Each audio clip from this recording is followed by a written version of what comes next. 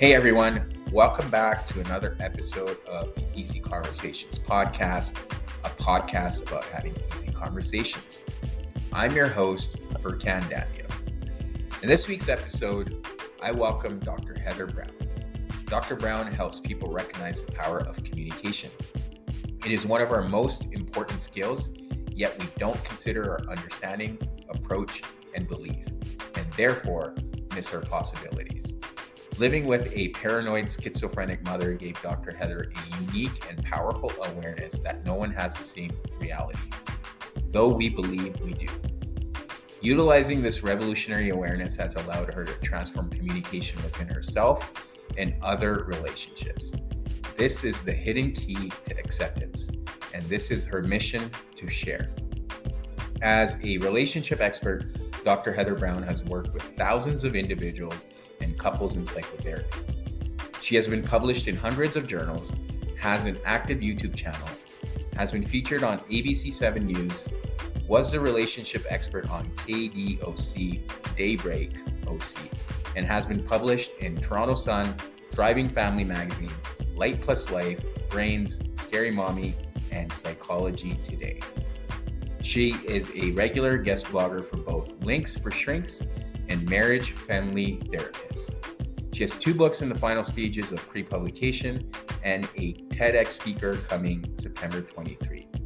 She offers a weekly newsletter packed with tips and techniques to improve relationships and has monthly workshops. In this episode, Dr. Browne and I highlight the importance of communication within the family system and how we sometimes fall into specific patterns and how we can consciously change those patterns. Just like many of our relationships, communication is crucial in the family system. Dr. Browne expands on her own experiences in her family and some things she focuses on around communication.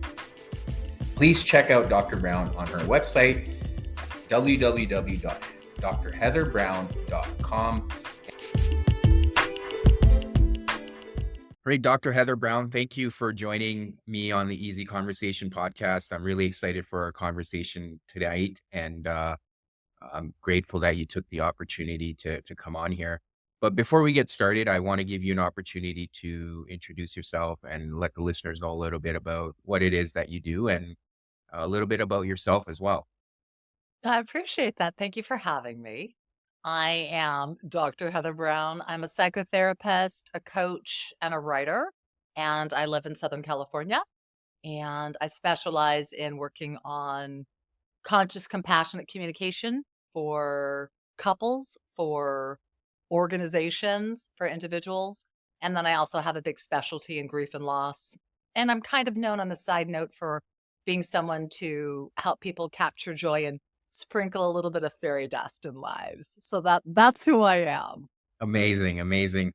And the reason why I wanted to talk to you about was obviously the whole aspect of communication. And you talk about conscious, compassionate communication. What does that look like?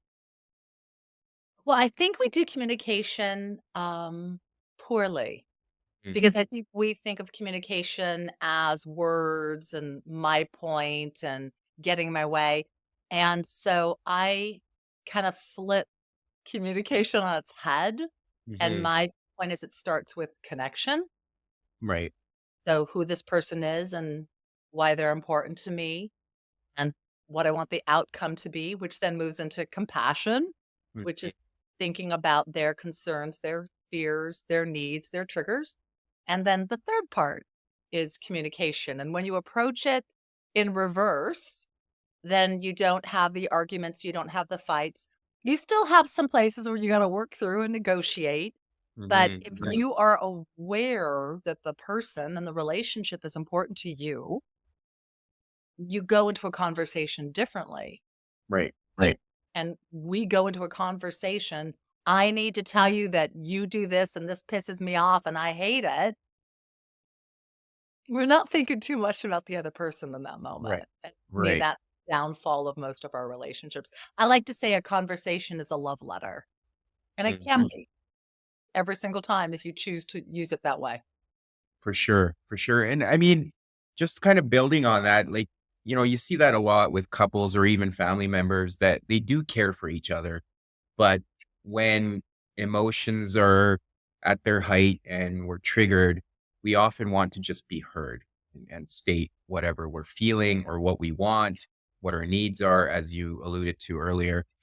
Um, but that obviously, to your point, is not the most healthiest form of communication. And there needs to be that more compassionate side of it and being consciously aware of the other person. So how can people who have these patterns of communication that they've built over a lifetime uh, almost deprogram themselves and learn a new way? It is a deprogramming or a rewiring. Um, and to speak to what you said prior, I think you can cultivate a place that can work really well in that framework of, I am just going to listen. Mhm. I'm just gonna sit and listen to whatever it is you have to say. I want you to feel heard.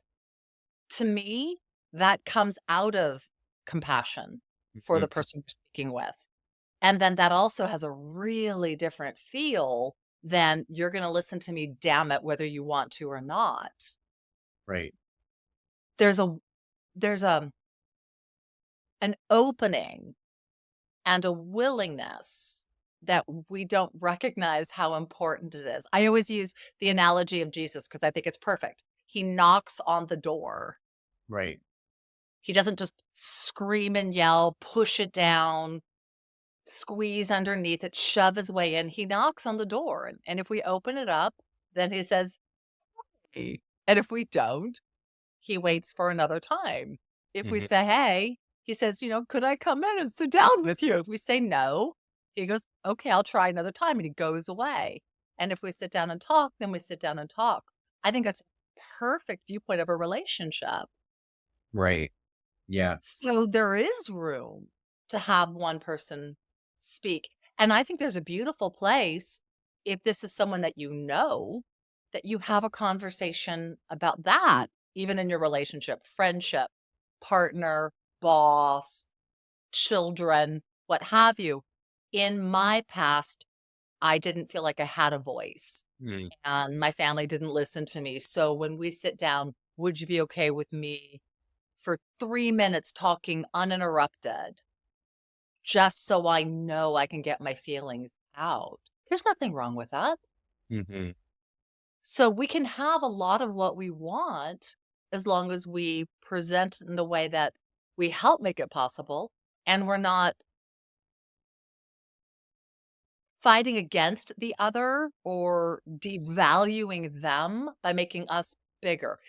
Neither person needs to be bigger. Right.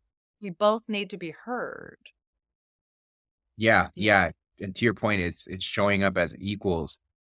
Now, one of the things I do see with the people I work with is often they'll go in with those intentions, as you mentioned, to listen with the hopes of being heard after.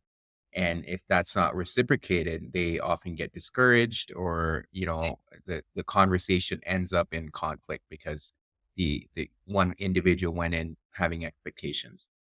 Well, I think that'd be a good place to say, you know, "Hey, we just spent quite a few minutes talking about what it is that's important to you. Before we move on to point number 2, I would like to share my viewpoints as well." And if someone were to say to me, "No, I don't care about your viewpoints," I would say, "Then I need to stop this conversation until you do." Right. Right.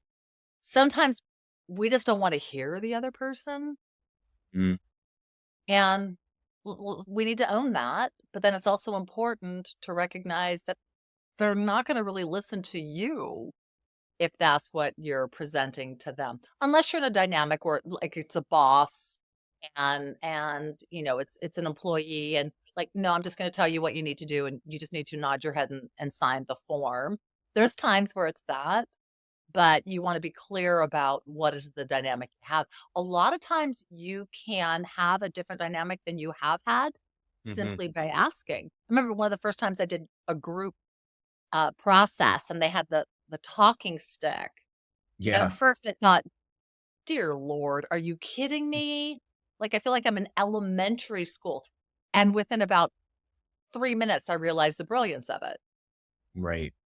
Because how many times do we interrupt? Or how many times do we think about what we're going to say and not just listen? And I know, even though, I'm 59 years old, I still catch myself having my wheels starting to spin when I'm listening to someone thinking, what's my brilliance next? Instead of just taking that time to say, hmm, let me really take in what you're expressing. There's Right. a different quality, and I think we can all feel it, sometimes more so than others. If I'm listening and like, yeah, yeah, yeah, yeah, yeah, yeah, or hmm, what is it you're gonna say next? Mm. Which that actually becomes the best conversation, because then Right. you're curious about what the other person is sharing. Yeah. No, absolutely. And I think that's an aspect of just active listening or just being present in the moment. And this is what I was referring to earlier, where often people will listen just waiting. They already have something to say and they're just waiting for the other person to stop talking so they can get their point in. Right. And um, I think to mitigate that, there was Carl Rogers talked about this way of making sure as a therapist, but I think you can even apply that in your relationships is you don't move on until the other person actually feels like they've been heard, right? And that's through paraphrasing or whatever to make sure that you really captured the essence of what the other person was telling you before you move on from that conversation. Yes. And I think we think of a conversation a lot of times as kind of like stepping stones, Mhm. but we're already on the next stone Yeah. before the person's finished talking. So we don't use it in that way, but that is really the best conversation. Oh, I'm going to talk about da da da da da da da da da da da da da. Oh, that's super cool. Hey, have you used that? And so it starts to turn into building blocks. Hmm. But if I'm trying to speak into something that you have said partially through, or even if I'm just listening and waiting for you to finish up so I can say my piece, I'm now going back to where you were earlier in the conversation. You finished somewhere else.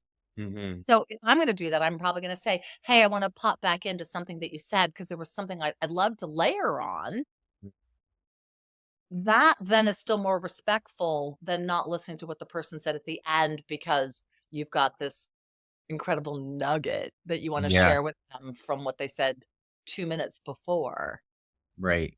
So what do people do in those instances if, say, there's something that the other person said that triggers you and then you're completely stuck with that and you're not listening to anything else the other person is saying, as you said, and you don't hear what they finish off with? What are people supposed to do when they feel triggered in that moment and the other person isn't done talking?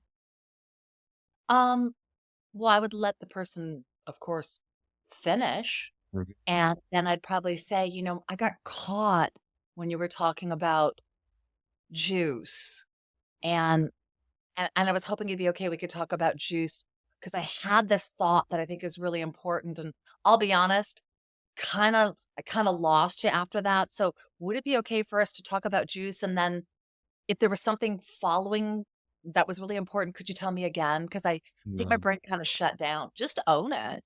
Like, we Right. all know we do it, so the person might be like, "Oh, I hate it when you don't listen to me," and I'm like, "Well, yeah, I get that. I really actually do listen most of the time, and this was just super important to me, but I do wanna hear everything, so could you share the end?" I had something that used to happen only with my daughter, but probably because I used to go into her bedroom first, would be my hope. I would go in the morning and I'd say, "Hey, baby, time to get up. What would you like for breakfast?" She totally talked. I'd nod my head and I'd Mhm. walk into my son's room to ask him, and I'd think, "Did I listen?" And I'd go back into her room and I'd say, "I am so sorry. I know you answered. I don't know where I went, but I Mhm. don't remember what you said."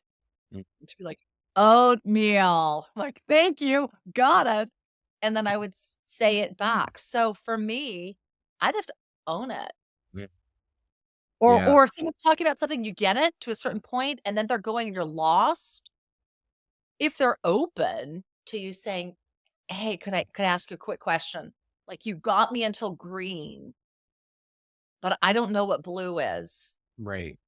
Could you explain blue? Because I'm not following what you're saying." Some people would rather have you not. Mhm. I wanna have that question, like, if I get lost at some point in a tech question, can I interrupt, or do you prefer me to not? And then I would just say, like, "I'm so sorry to say this, but you gotta go all the way back to the beginning of blue." And then maybe eventually they're gonna say, "Could you just let me know when you get lost?" Right. I have that agreement with friends or people I work with, clients too. I'm like, "At any point you get lost, let me know."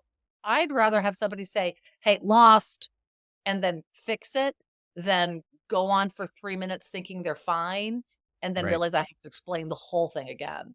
Mhm. Yeah, and that's such an important, thing to bring up that you mentioned there is having those agreements with the people we communicate with, whether it's our partners or our family members or even colleagues. It's That's important because some people don't wanna be interrupted, and Yes. it's good to understand that, and, that's something definitely I can focus on in the future too, but having those agreements, and I think it's crucial, especially in our romantic relationships where you can have those agreements and be like, "Hey, how are we gonna communicate, and do you want me to interrupt you and tell you that I'm lost or I'm triggered," like you said, right? And owning it and perhaps not going down a rabbit hole and then coming back and saying, "I never heard anything you said," which can, often have other unintended consequences. Well, and I think you just talk about something that's really important. Does the person really understand? To a Mhm. certain extent, we never know. Right. And so I try to not, though I should say I probably do it all the time, but I try to not ask that question, like, "Did you understand me?"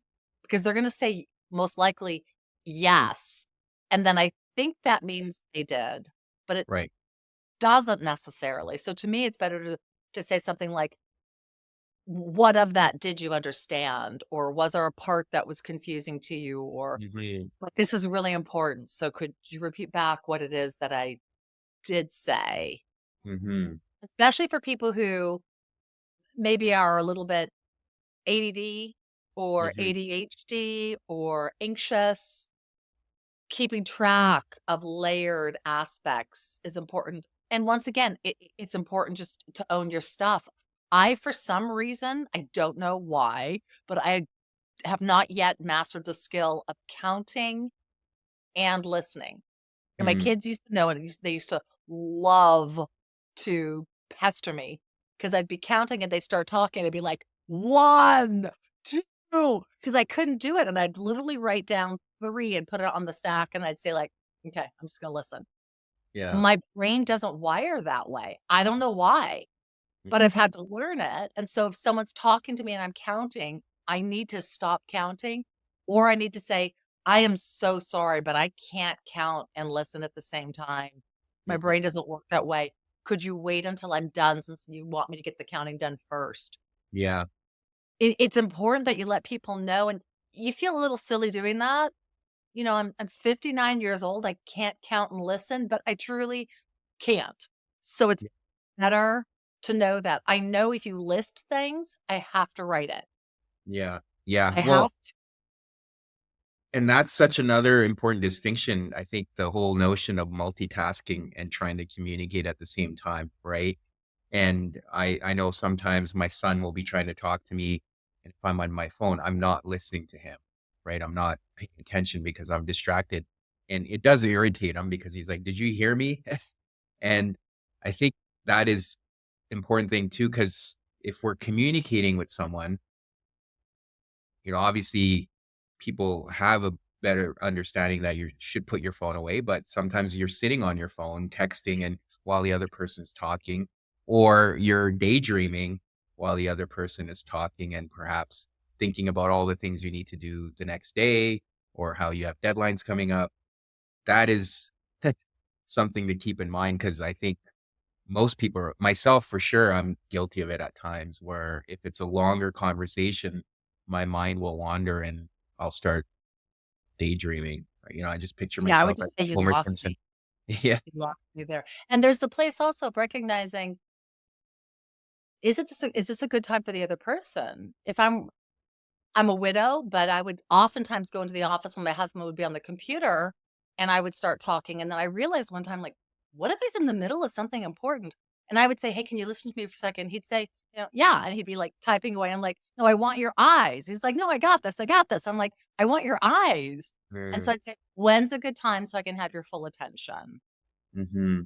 And then we would meet an hour later, a half an hour later, and we'd have the eye contact and I'd tell him why this is important to me. And he'd say, okay, I got it. Yeah, yeah. We miss a lot because we're simply talking.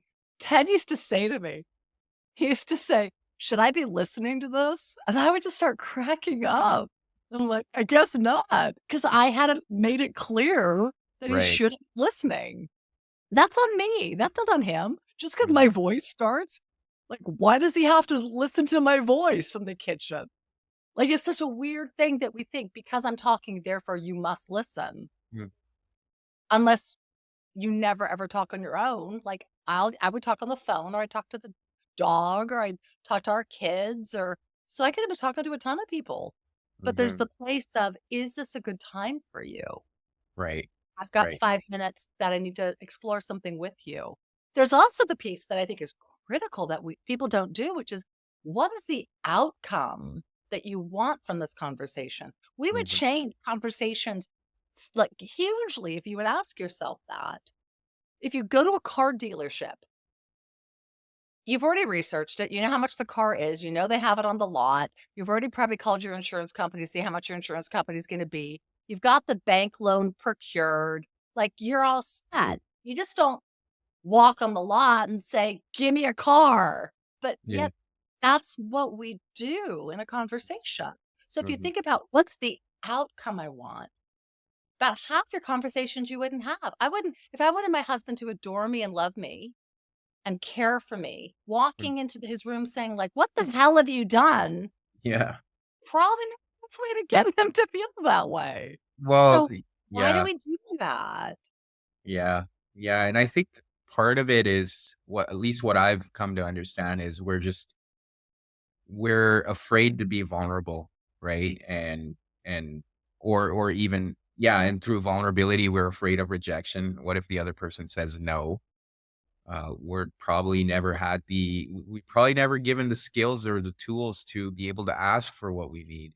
And in some cases, people don't even know what they want or need, right? All they feel is this aspect, something that triggered them or upset them, and they're focused on that one little thing rather than reflecting on what is underlying that emotion or feeling. That obviously that one incident perhaps triggered deeper emotions and feelings, and we often don't take that time to sit with it and explore it ourselves first, and then we expect the other person to fix it or just know or have a magic answer. And I think that's at least what I've come to understand, and it's been the case in my own personal experiences too, where I was just too afraid to be vulnerable or just didn't know how to ask for what I wanted. Can we change that? Can we change vulnerability from being something that feels scary and risky to open? Mm, Something that I'm trying to explore with my clients right now. So yeah. it's really fun that you brought that up because most of us view vulnerable as like, I'm putting my heart out on a silver platter and you might destroy it. Hmm. Instead of, if I make vulnerable, I'm open to you, I'm accessible, I'm sharing. Are you now willing to step in? If I get a no, then I'm not going to go and reach out. But we can do it all in one move. And I Hmm. think, gosh, isn't that a little silly? If Hmm. I'm open and see if you then are willing, then we step in and then we've got mutuality because then you're stepping in, I'm stepping in instead Right. of me kind of overstepping the threshold. Hmm. And there's the place of us knowing that, yeah, of course we want what we want. So does the other person. I'm of the belief that most people in the world, you can call me Pollyanna. I think most people in the world really are good people who have good hearts, Of who course. really want to love others and Mhm. want to be loved. Yeah, absolutely. So when you don't get it back in the way that you want, I don't think it's most likely that the person doesn't want to love you. I think it's more so what you're asking is uncomfortable for them, or they don't know how to come through, or maybe in that place yet. Right. But in our head, we twist it and we make it, oh, you're rejecting me. You don't want me. You don't love me. If you don't do it my way, then you don't love me. Mhm. Instead of taking a bigger picture of it, which is they've got their own needs, desires, wants, ways of connecting. And how do we dance this together better instead of Right. me just taking over, the tango? For sure, for sure. And I mean, I think there's many layers to that too, right? I think part of it is our perspective is fairly narrow and limited. So we often approach things based on, to your point, our wants and desires and needs. And we're not, I guess we kind of get stuck in that tunnel vision of not being able to understand in the moment that the other person has their own approach and own perspective. And perhaps their view of the world is distorted based on their own childhood experiences or life experiences. And the other thing I try to work with people and remind myself too is if I'm being vulnerable, that is a choice I'm making because that's the way I want to live my life. And that's where I feel in alignment and feel authentic. But if the other person isn't able to give it to me or not be able to accept it, that's perhaps something they're dealing with or struggling with that has nothing to do with me being vulnerable. And I think in the past, I approached it as, "Oh, this is rejection. Now I'm going to close myself off, and then no one gets to see this side." And what I've come to realize is that's just me choosing to suffer and punish myself because someone else isn't there. Well, and withdrawing from something that you gave that's really precious and beautiful, Mm, sometimes just staying in that place and saying, "Is there anything I could do to make you feel a little safer? Just right. step in with me because I'd really like," Mm, or just know, like, I can be here with you. right. So if down the road you're willing, I'd like to find ways to be safe with you. If you find out about the person's childhood, attachment styles are a really helpful way to Mhm. understand how some people show up in the world. Um, you hear about them a lot right now. They've been around, Yeah. it's been around forever. But it really is a great guide to Yep. understand why we act some of the ways that we do. And we tend to believe the person who acts differently than we do, it's out of their own inability Mhm. to manage themselves well. Like if somebody's anxious and nervous because of their childhood, we look at them like, oh, like they just don't have their act together. And to a certain extent, it's true, but it's also a learned behavior. Right. And it takes a little while to learn how to show up in the world differently. And so there's beautiful places of supporting someone as they move out of that old patterning that maybe they've had to live in or they've chosen to live in Mm, for most of their life, but you present a different opportunity.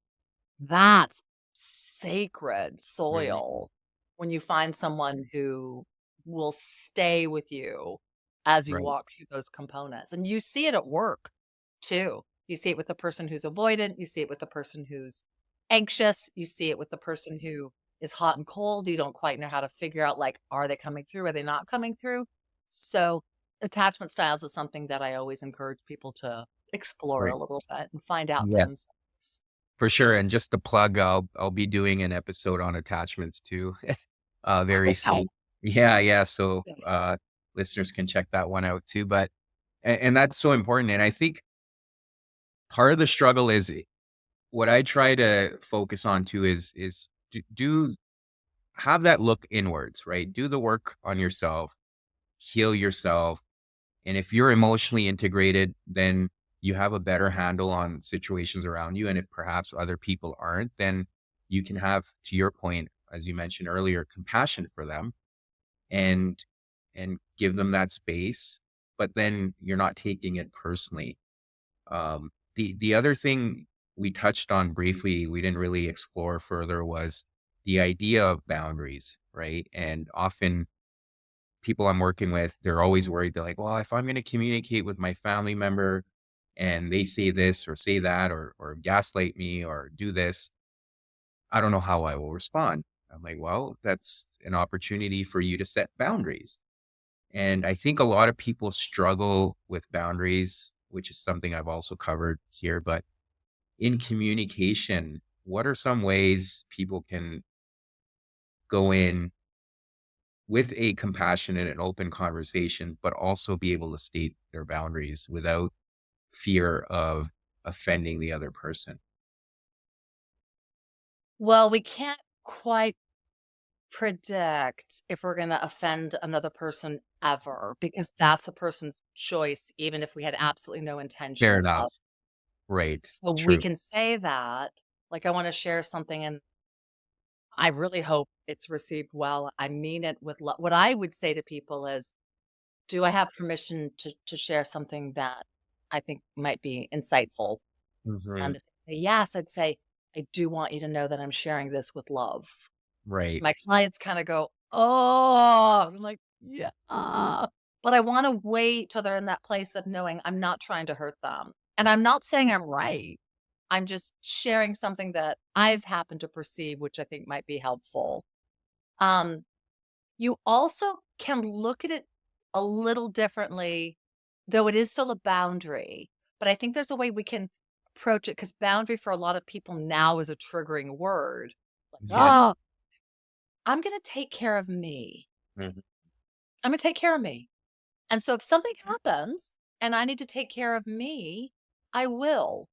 If I say my boundary is this, and my boundary is this, and my boundary is this, and my boundary is this, a lot of times we can get some discord from the Right. other person of, my God, you're so controlling, or why do I have to do it your way? So it's still a boundary. Like, I won't tolerate someone screaming and yelling at me. That is a boundary that I have, but I approach it differently by saying, This doesn't feel safe for me. So I'm going to withdraw right now until we can talk more calmly." Instead of, "You broke my boundary."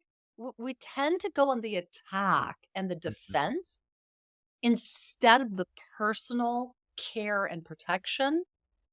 And that is a place I know I'm very different than most therapists and coaches. My view is my responsibility is to me and to care for me and to make certain in any situation that I do what I need to do to take care of myself and Right. not cause injury to another person. And if For I sure. do it that way, it's more fluid Mm. and not quite so rigid. And it also leaves me out of that fear mode of, "Are you gonna cross me? Are you gonna cross me? You better be listening." Mhm. Because now I'm putting my power in you. And Right. I might love you dearly, but I really need to keep my power within me because Mm. only I know if I'm triggered. So it can clean it up quite a bit to just say, I will take care of myself. And if I feel overly emotional or I start to realize I'm getting mad inside or I'm starting to look at you poorly, I'm going to step out for a couple of minutes, clear my head, make certain my heart's open to you, and then I'll step back in. And Right. most people are like, really? And then you up level in conversation. Because then, if you're saying something to me that's pissing me off, making me angry, I'm getting defensive, instead of me stepping further into that, I can take a break and say, whoa, so don't like this energy. What's going on? Like, I've done something or said something, or that person's triggered with something that's making them come at me. I better Mhm. find out what that is first. So then I would go back and I'd say, hey, I stepped out because I was feeling uncomfortable and I'm picking up you're mad at me for something, but I really don't know why. Could you share with me, like, what's happened? I don't take responsibility for what I do not believe is mine. However, I'll explore anything. Like, it Right. could be yours. Right. And that can help you move through those difficult places a lot easier. But I don't make anybody responsible for making me be safe. As much as possible, I make that my responsibility. Mhm. And then that way, I can stay so much longer Right.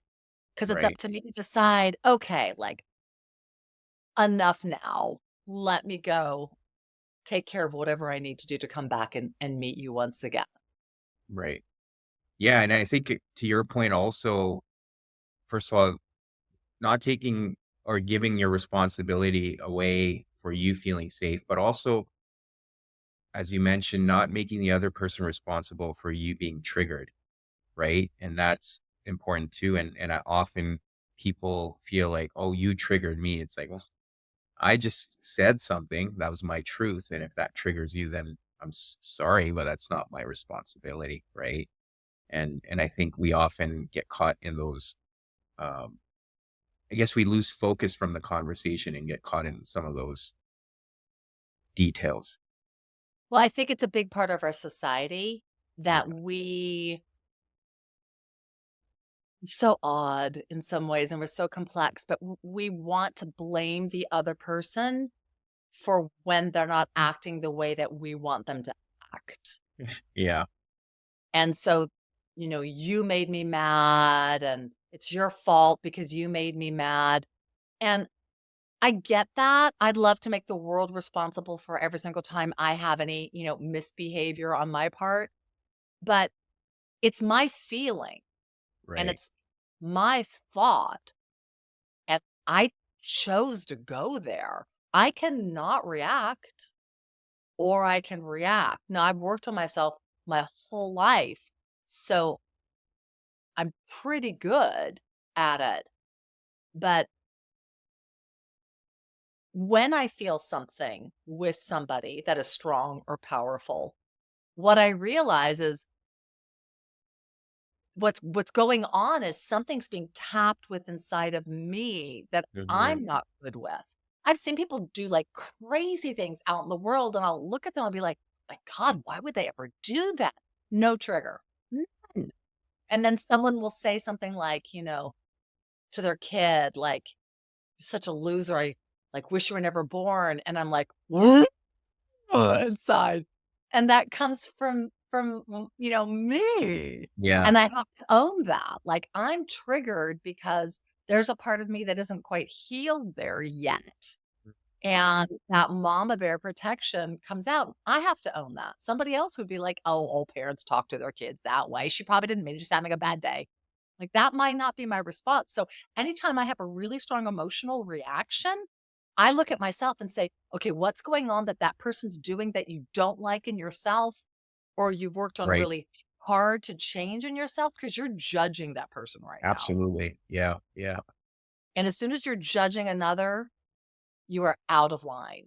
You Right. are. And you're not in reality because now you're making the other person wrong. And as soon as we make the other person wrong, we're an ego and we're screwed. Yeah. So, Yeah. No, I love that. Thank you for building on that. And one of the other things I wanted to explore with you, just kind of staying with boundaries, I often see a lot of people will withdraw because they're like, well, this person's violating my boundaries. They'll avoid the communication of that. So they'll withdraw. They'll be like, oh, I'm just gonna like silence myself and pull back and they'll just get it. And it's like, well, my challenge back to people like that is, well, no, you're not really communicating to them why you're withdrawing. So they don't really know. All they know is you're kind of pulling away. And it's not really fair to the other person because you're not giving them an opportunity to even apologize and own it and do better next time. But I think there's that, again, fear of vulnerability there to even express your boundary or give the other person an opportunity. Well, if you don't, then it's going to happen again. So if you didn't Right. like it the first time, it's pretty smart to tell the other person. And they might say, I do not care. And then I'm Mm, going to have a different conversation like, what? Like, you don't care about my feelings at all? And if I get back up, no, then I'm going to say, then I can't have this conversation with you. This doesn't change. I don't think we can really be in a relationship. mhm. I need to be important too. Right. So thinking the other person's gonna get it or thinking you're, like, making a point, Yeah. you might be, or the other person might be, "Oh, I'm so glad they shut up. Good, it's done." Oh, sometimes when someone's not talking, the person's viewpoint is it's resolved. Right. They're no longer talking. I guess we're all good. Awesome. I won't bring it up again. And now you've got this big topic that we can't talk about, and the person who was withdrew is scared to step back in. The other person's not gonna bring it up because they think it's resolved, and now it's Yeah. this huge avoided thing. So, what I tell people all the time is, you might not get what you want. You might not, but at least you've got something to work with. Right. If you don't bring it up, you don't have anything to work with. If I think I have cancer and I say, "Well, I'm just never gonna go to the doctor because, like, I don't want that, so I'll just never go." Right. Cancer growing inside me, it's Yeah. not, if I had it. Right. So, it'd be better for me to find out and know what I can do. And you Mhm. may get someone that says, "I can't be in a relationship with you if this is really how you think or you feel, this is what you want." Right. But if it's what you think, want, or feel, and you need that, you feel, then maybe they're not your person. Mm. And to your point, using that cancer analogy, what typically happens is it's resentment that grows inside of you, like, and that just kills you, right? And it erodes the relationship, and you're just angry at the other person, and it's just bad. And sticking with the whole idea of resentment, I think that's why communication is so important, because if we don't communicate our needs, wants, or even our boundaries or our desires, we end up having resentment because for whatever reason we expect the other person to just understand, or we just have this anger towards them because we're not able to speak our truth, which is a choice we're making on our own. Well, and think about what resentment is. I wanted something from you and you didn't come through. So I'm mad at you. And so instead of working it out or figuring out maybe you can't do it or how do we do it, I'm going to stay mad at you that you didn't come through for me before. Mm. Now, how are you going to come through for me now? Probably pretty poorly because I'm already mad at you from what you didn't do before. Now, Right. I'm also mad at you that you're still not coming through now. You're like loading it up. And so, Yeah. but the person who then finally comes through, then they're in this negative void of, well, but did it. I'll hear a lot in my office, a little too late. And I'm like, no, if they come through ever, it's success. It doesn't mean you possibly stay in a relationship, but Right. they've come through. And it's so funny to me. People will say, but why do I have to keep bringing it up? And I'm like, because it's not happening. Right. And like, yeah, but it should be happening. I'm like, but it's not. So you've got Right. to keep bringing it up until it's happening. And then you won't need to bring it up. But until it happens, you got to keep bringing it up because it's Right. important to you. So Absolutely. resentment, I mean, we all do it at times. It just hurts us. It just Yeah. hurts us from resolving what we need to feel loved. And we make the person like a culprit. Not only did you not come through for me, now like who you are is somebody like I'm pissed off at all the time because you didn't come through for me. Yeah. Yikes. Yeah. Yeah. I mean, and it's important because the other piece is we have to recognize and have this level of humility that even we don't know what we want at times. We're figuring ourselves out, and to Yeah. expect someone else who's also figuring themselves out to know what we want is just a recipe for disaster, right? And it comes back full circle with the whole notion of compassion, that having that compassion for each other and trying to figure it out together is so crucial. Otherwise, you have all these issues, and resentment's obviously a huge one, and lack of communication can be another one. But without compassion, it's hard to move forward and build on those things. It just won't be as great a relationship. Mm, You don't have compassion for your partner, it just can't be as good a relationship going forward. And a lot of people will say, but if I have to tell you what I want, then it doesn't mean as much. And I'm like, oh my gosh, baloney. If you have to tell them because they haven't come through for you and they listen, and this is something that they don't ever do, but they're willing to come through for you because it's important to you, that is so much more of an act of love than if I just easily remember. mm, I easily remember like you're blessed, but if it's something that's so foreign to me, I think, oh my gosh, I have to remember to do this because it's so important to them. Please let me do it well. right. Wow, that's significant. Yeah. Yeah. And it's Yeah. also having compassion for if they fall short or don't get it right the first time, or it could take several tries because it's a muscle they're training, right? And it's holding compassion for them in those moments too. And it doesn't necessarily have to be with your partner. It could be with family members too, right? Or colleagues for that matter. We used to do that in my house. I used to say to my kids and my husband, every month we'd sit down and I'd say, tell me where I've loved you really, really well. And then tell me where I'm messing it up. And I was Mm, open to whatever they'd say. And so every month I kept doing what they asked. And every month I tried to apply what I wasn't doing. And I remember one time my daughter said to me, you're a martyr. And I went, oh God, I've been a martyr my whole friggin' life. Oh, my mother was a martyr. This is gonna be so hard. I'm gonna suck. Like, I'm yeah. preparing you. I will work on this because this is ugly and you're right. And thank you for being honest with me, but this is gonna be brutal.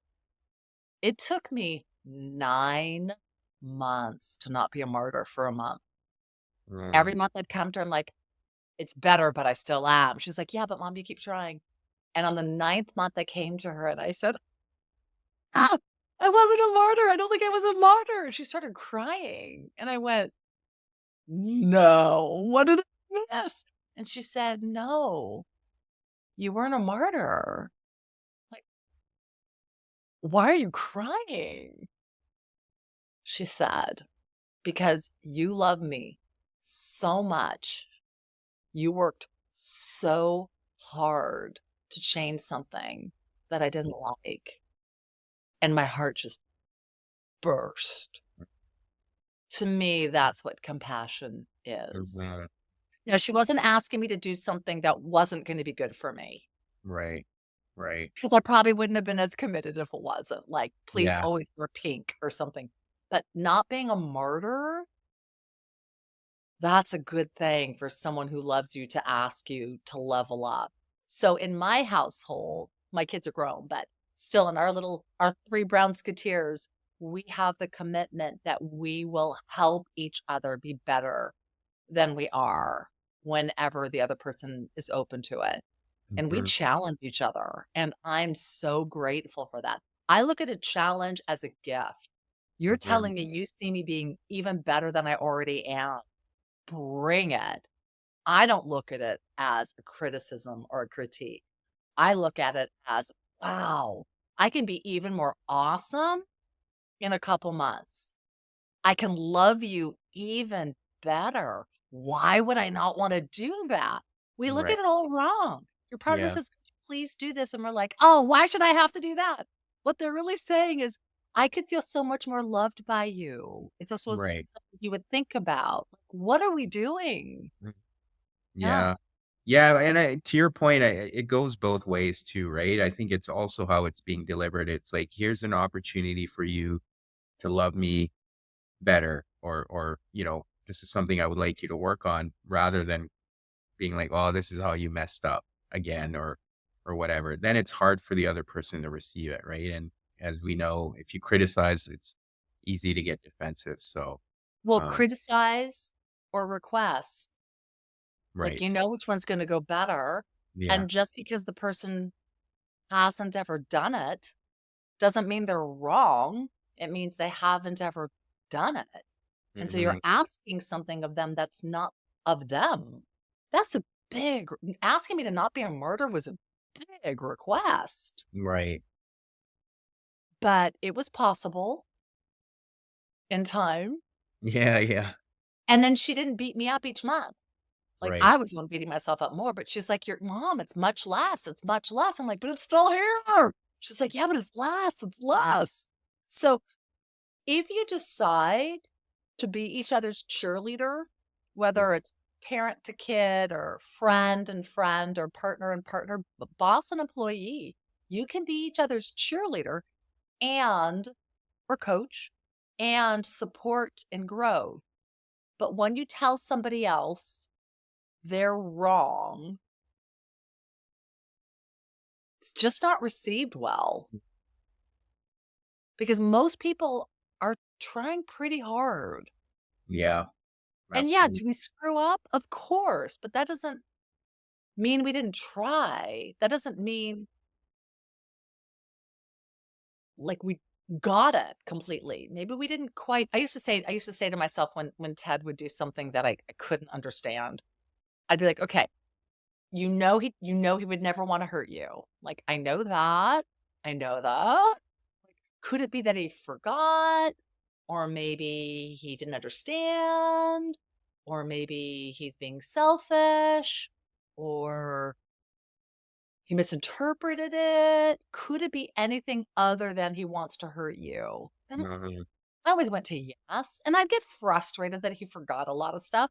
But forgetting is very different than I want to hurt you. There's something else that I tell my clients.